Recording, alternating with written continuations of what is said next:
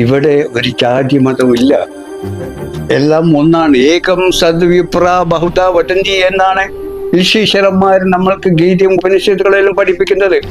ഇവിടെ ജാതിയില്ല, മതമില്ല, വിഭാഗമില്ല. ഏകം സദ്വിപ്ര ബഹുത വടന്തി, ആ ഒന്നല്ലാതെ ഒന്നാണ് സകലമാനം മനുഷ്യനായി വന്നിട്ടുള്ളത്. ഇതാണ് ഭാരത ദർശനം, ഭാരത സംസ്കാരം, ഹാർഷ ഭാരത സംസ്കാരം. ഇതാണ് ശരിയും, ഇതാണ് ലോകത്തോട് ഭാരത സംസ്കാരം പറയുന്നത്. നമ്മൾ അവിടെ നിൽക്കണം, അതാ റെഡി. അതേസമയത്ത് അറബിയിൽ പറഞ്ഞത് സത്യം അത് തന്നെയാണ്.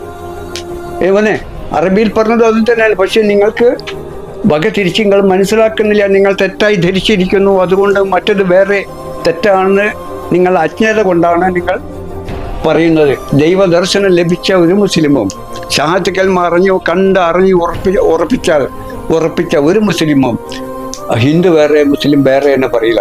കാരണം അതിലൊന്നാണ് മുഹിയുദ്ദീൻ, അതിലൊന്നാണ് അജ്മീർ ഖാജ മുഹിനുദ്ദീൻ ചിശ്തി സഞ്ജയ് റളിയല്ലാഹു അൻഹു. അദ്ദേഹം ദർശനം ലഭിച്ചവനാണ്. അദ്ദേഹം ഹിന്ദു മുസ്ലിം വേറെ ആക്കിയില്ല. അദ്ദേഹം കാവ്യവും പക്ഷിയും ചുവപ്പും എല്ലാം അദ്ദേഹത്തിൻ്റെതാണ്, എല്ലാ മനുഷ്യരും അദ്ദേഹത്തിൻ്റെതാണ്. അതാണ് അജ്മീർ ഖാജൻ്റെ പ്രത്യേകത.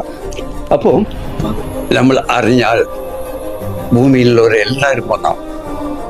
ഇവിടെ രണ്ടാക്കാനോ മൂന്നാക്കാനോ പറ്റൂല. ഈ യാഥാർത്ഥ്യം ഭൂമിയിലുള്ള എല്ലാവർക്കും കാണിച്ചും അറിയിച്ചും അനുഭവിച്ചും ഒന്നാക്കി തീർക്കണം. ഈ മുസ്ലിമിലാണ് ഈ അജ്ഞത അന്ധകാരം കൂടുതലുള്ളത്.